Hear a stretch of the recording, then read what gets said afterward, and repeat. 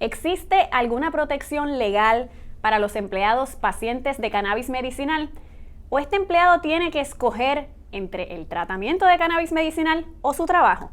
Hay preguntas para amigos y hay preguntas para abogados. En este video podcast juntamos a los amigos con los abogados para contestar con calle todas esas preguntas que tienes sobre situaciones de derecho que surgen día a día. Yo soy la licenciada Vivian Santiago Trinidad y esto es Abogados con Calle.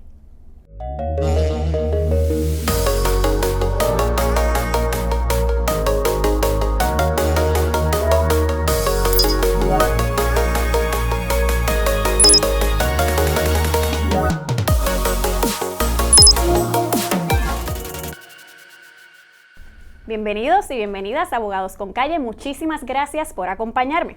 Como ustedes saben, en este video podcast discutimos las leyes, tus derechos, las decisiones de los tribunales y cómo afectan tu vida. Y es que afectan tu vida aunque tú no te enteres, así que es bien importante mantenerte informado. ¿Cómo? Búscanos en las redes sociales, en Facebook, Instagram, YouTube, en Facebook. Bien importante, además de darle like, darle el botoncito que dice See First, ver primero, para que no te pierdas ninguna de nuestras publicaciones. También en Facebook puedes buscar a Jaguar Media para que no te pierdas ninguno de los otros podcasts que tienes disponible.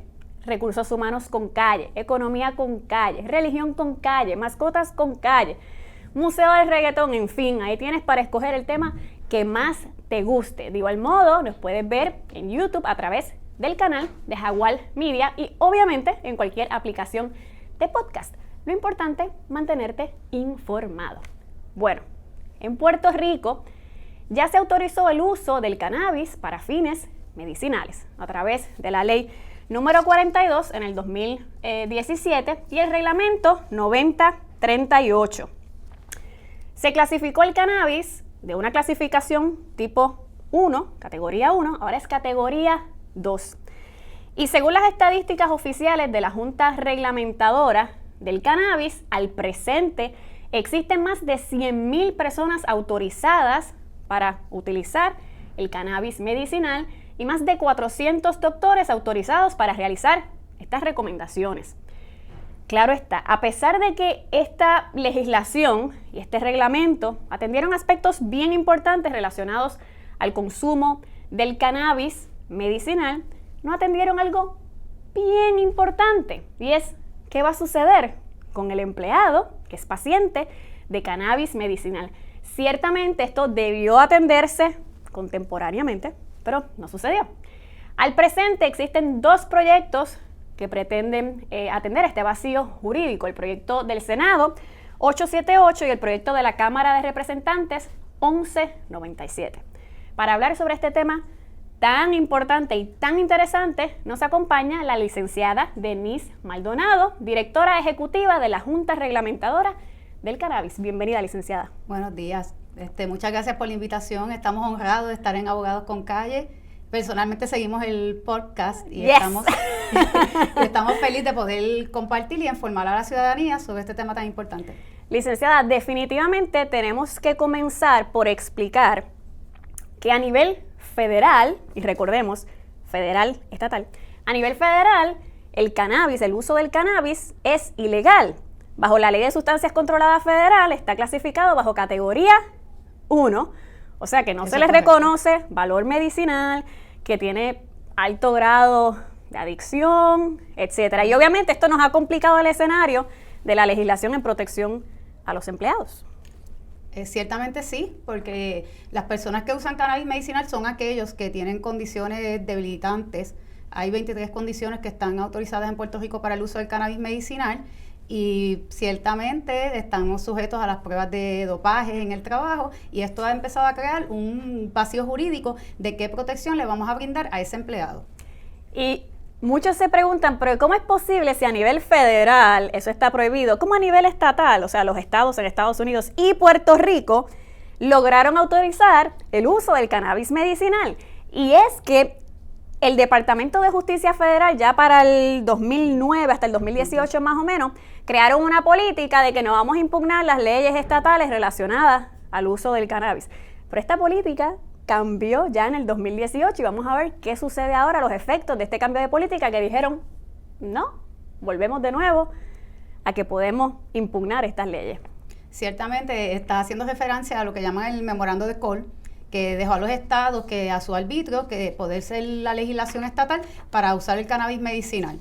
En el 2018 fue el secretario de Justicia, Jeff Sessions, el que dejó sin efecto el Cole Memorandum. No obstante, poco después de su salida como secretario de Justicia, bajaron una comunicación bien escueta donde dice, pues puedes seguir con tu programa, pero tienes que seguir con estas condiciones, a pesar de que el memorando no está en vigor. Así que los estados han podido seguir con sus programas. Tenemos que acordarnos que hay 33 estados con programas de cannabis medicinal y algunos otros con cannabis recreacional. Recreacional, exacto. Que aquí en Puerto Rico pues no está autorizado para uso recreacional. No, en Puerto Rico solamente la política pública es completamente medicinal. Licenciada, hay algunas preguntas comunes que me han hecho antes de adentrarnos ¿verdad?, a lo que vinimos, que es el asunto de los empleados. ¿Cuáles son las condiciones médicas más comunes para las que se recomienda el cannabis?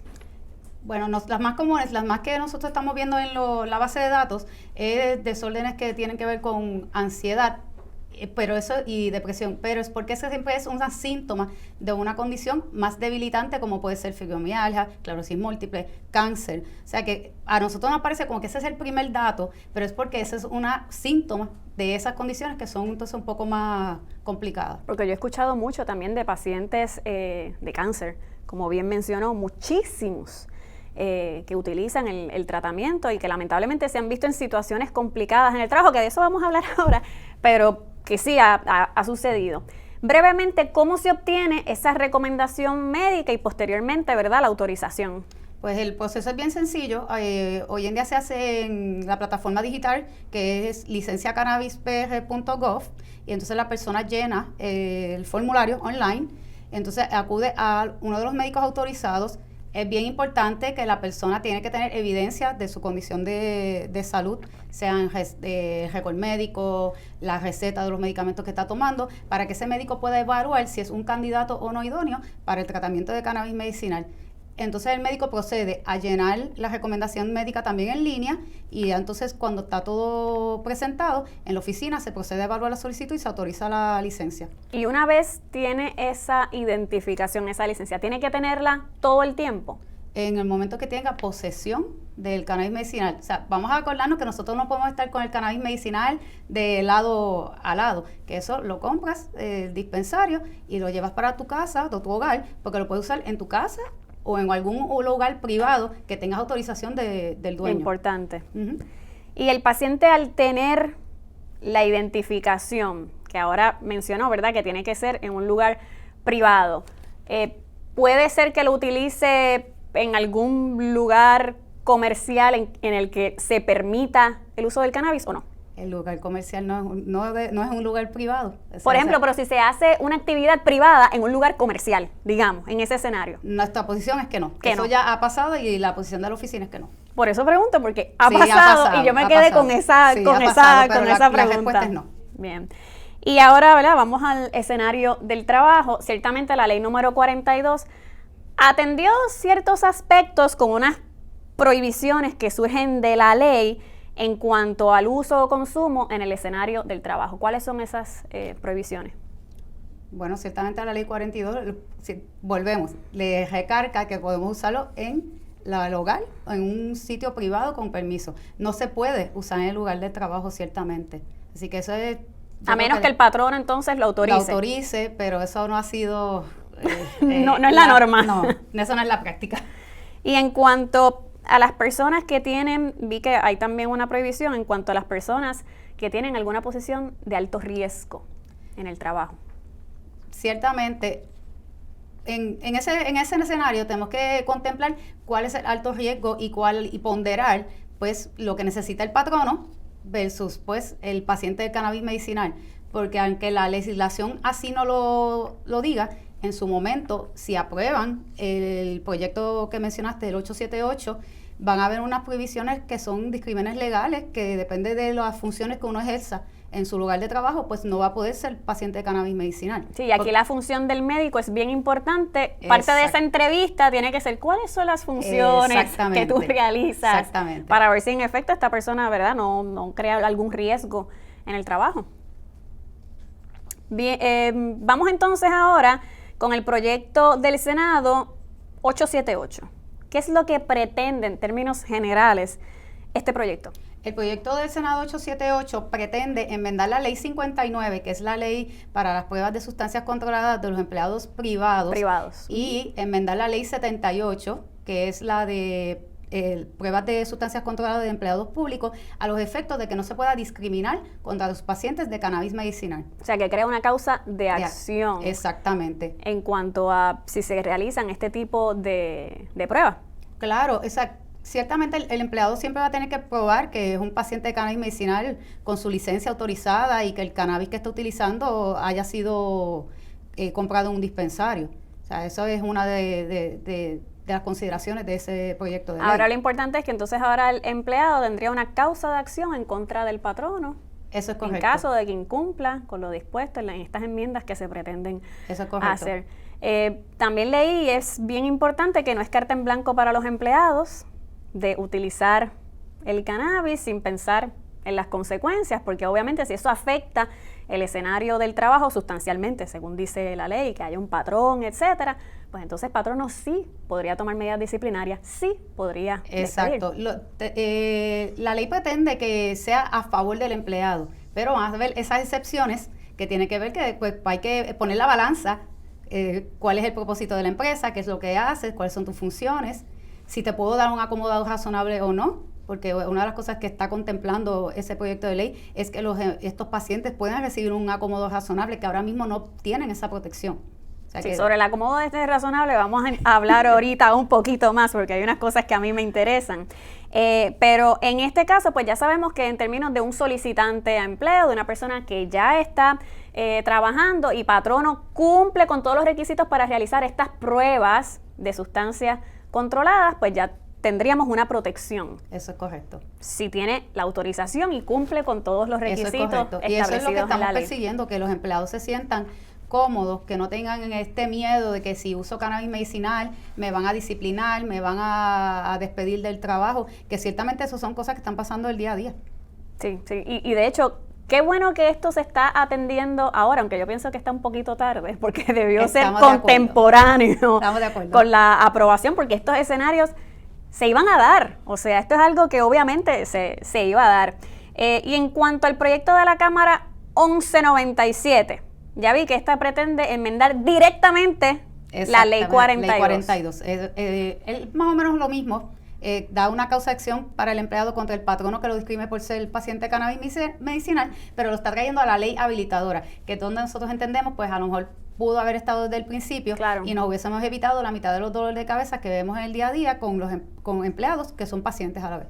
Y aquí volvemos a lo mismo, es una causa de acción civil, pero es un asunto de discrimen, o sea que es un poco más complicada en cuanto a remedios, etcétera, para el empleado, es un poco más amplio.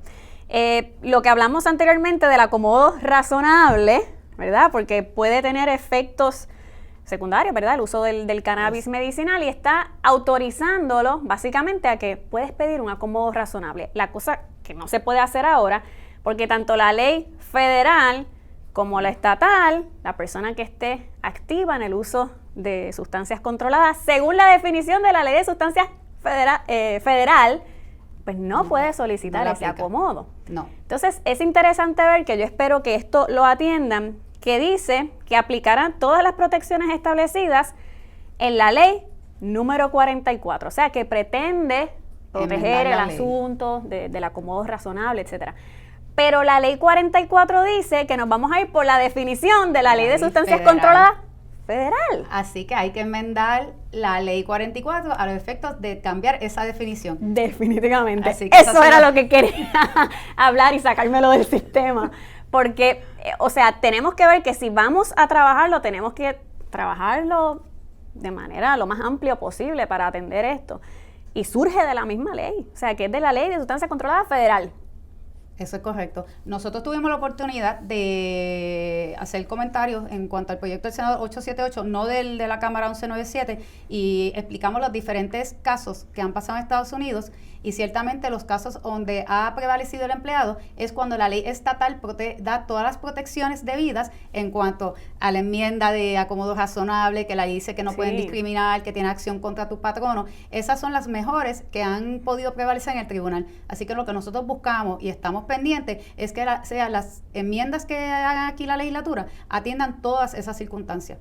Y bien importante también este proyecto de ley, lo mismo, o sea, patrono, sí va a estar protegido el empleado y se va a interpretar de manera tal que favorezca la protección, pero también patrono, si tiene un asunto de alto riesgo, el desempeño del empleado, que le afecte sustancialmente. Exacto. O sea, empleados que trabajan en maquinaria, first responders, es bien poco probable que se vaya a autorizar. Y en esto aclara que patronos que puedan perder una licencia, patronos que tengan algún permiso o certificación relacionado a la reglamentación federal, pues sí podrían prohibir el uso, porque podríamos tener pérdida de contrato, penalidades, etcétera. O sea, que no solo pues es que a nivel estatal se permita, sino hay que ver como quiera el asunto federal, el Drug Free Workplace Act. Eso es lo que está en vigor y después volvemos federal, estatal, como dijiste al principio, eso hay que tomarlo en consideración. O sea, compañías que reciben ayuda económica, fondos federales, tienen algún contrato, entiendo que es mayor de $100,000. La contestación también es no. O sea, que eso es algo que tiene que considerar. Pasa ahora mismo, ya le pasa mucho al gobierno, a los empleados gubernamentales, que tienes empleados que cobran de fondos federales, de los grants. Pues, ¿cuál es la contestación? No, es que no puedes, porque es Drug Free Workplace. O sea, que vamos a seguir así como con un híbrido, un tiempo en lo que si en Estados Unidos en algún momento se determina que con la administración de ahora, yo no creo. Yo tampoco. Pero pensemos, ¿verdad?, que en beneficio de todos estos pacientes y que se ha documentado y evidenciado que en efecto ayuda muchísimo a los pacientes, y eso es lo que tú quieres, personas productivas que puedan trabajar, que puedan mantener una vida normal, exacto, una calidad de vida. Exactamente. Pues licenciada, no sé si hay algo que quiera decir adicional a lo que hemos conversado. Estamos a la disposición para los pacientes, a la oficina. Nosotros recibimos público todos los días, dudas o preguntas se pueden comunicar con nosotros. Nuestro email es cannabismedicinal@salud.pr.gov y el mismo se atiende y nosotros tratamos de contestarlo y pues nosotros estamos disponibles para que las personas tengan mejor calidad de vida. Yo pienso exactamente igual que usted, la educación es bien importante. Si uno puede mantener una vida saludable y existen las alternativas reconocidas y autorizadas por ley, ¿por qué no? Exactamente. Pues licenciada, muchísimas gracias por acompañarme en el día de hoy. Un tema súper interesante, tratamos de hacerlo lo más cortito posible, pero es un tema que verdaderamente es bien interesante. Bueno, recuerde que todo lo discutido en este video podcast no puede ser considerado una opinión legal y que debe consultar con su abogado o abogada de preferencia. De igual modo, recuerde seguirnos en las redes sociales, Facebook, Instagram, YouTube. Yo soy la licenciada Vivian Santiago Trinidad y esto fue Abogados con Calle. Chao.